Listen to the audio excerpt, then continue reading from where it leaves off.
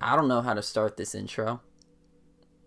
I didn't feel like I would have to shoot a video like this so soon. Fuck. I'm just getting on here because I do hip hop stuff, and one of the people that first got me into hip hop was Mac Miller. He was blowing up in my area. You know, I've been listening to him since 2009, and he's gone. Mac was one of the first artists that was constantly in my rotation. I listened to Kids, I don't even know how many times. I mean, that was some of the first songs that I ever downloaded off BearShare. My first, parties were during that time. Just hanging out and balling with my friends. Just a bunch of just being stupid kid activities were done listening to Mac Miller. So when I think about Mac Miller, I think about my adolescence, my childhood, and it feels like part of that died. And as I approach 23 and the teen years are gone, it makes me nostalgic and sad. And just sad. It just really does feel like part of my childhood died yesterday. But beyond that, there was a time where I was out on Mac. When he made Blue Slide Park, I wasn't really that into it. And then I remember my buddy Petey, we were just chilling, and he told me, "Oh, have you checked out Faces?" I'm like, "Oh, who's that by?" He's like, "Mac Miller." I'm like, I don't know if I'm that into Mac Miller anymore. He's like, "Dude, trust me. Check this out." And I listened to it, man. That mixtape changed my life. Because I was going through a period where I was trying to find myself as a person. I was just an amalgamation of every other prep kid in high school. I was dealing with kind of switching up, really finding the person that I was, which is not easy to do in your teenage years. Some of those tracks on there really spoke to me.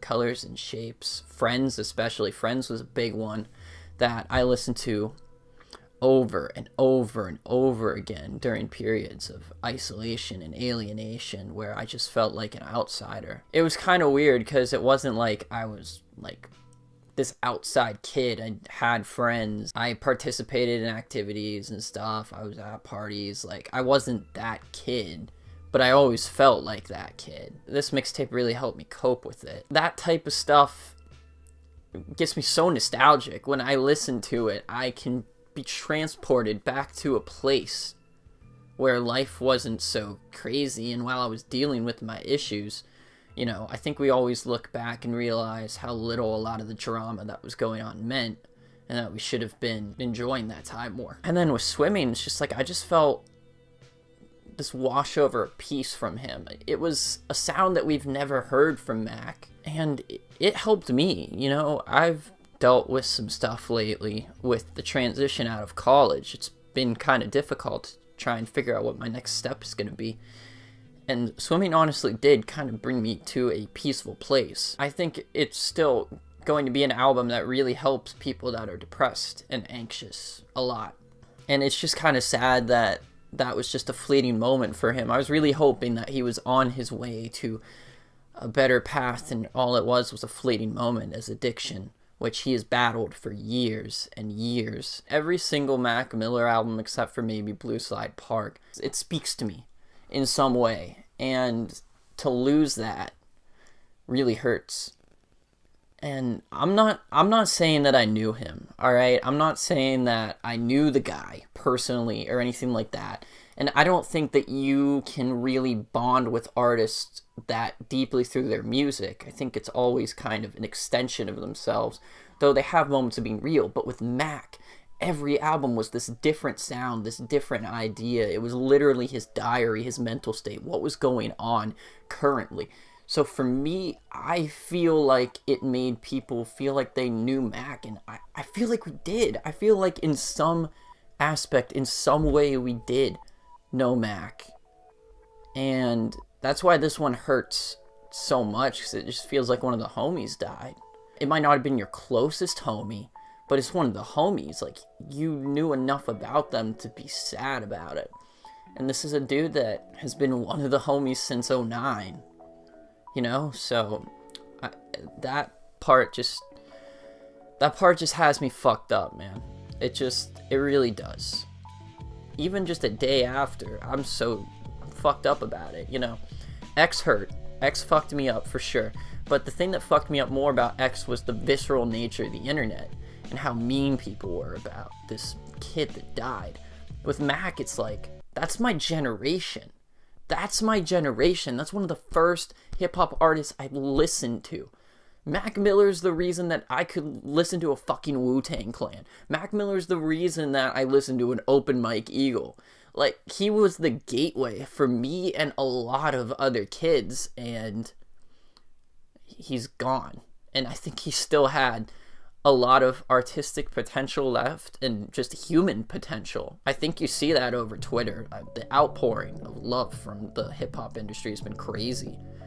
You just see how many lives he touched. I mean, I see the statuses from my friends, even friends that weren't from high school. And a lot of people really did vibe with Mac. Not just off Donald Trump shit, you know, that might have been the gateway for some people, but they kept following him from there.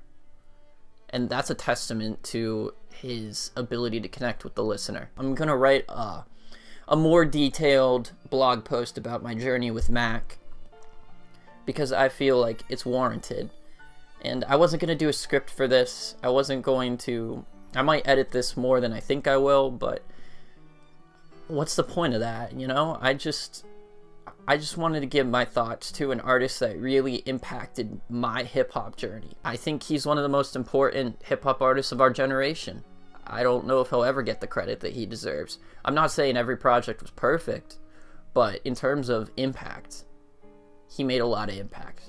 So with that, I think I'm going to wrap it up here.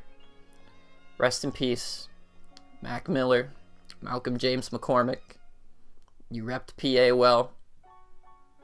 And thank you, because your music helped me and helped millions of other people. Thank you. I don't need to lie no more. Nowadays all I do is shine, take a breath and ease my mind, yeah. She don't cry no more. She tell me that I get her high, cause an angel's supposed to fly. I ain't asking why no more. No, I take it if it's mine, I don't stay inside the lines. It ain't 2009 no more. Yeah, I know what's behind that though.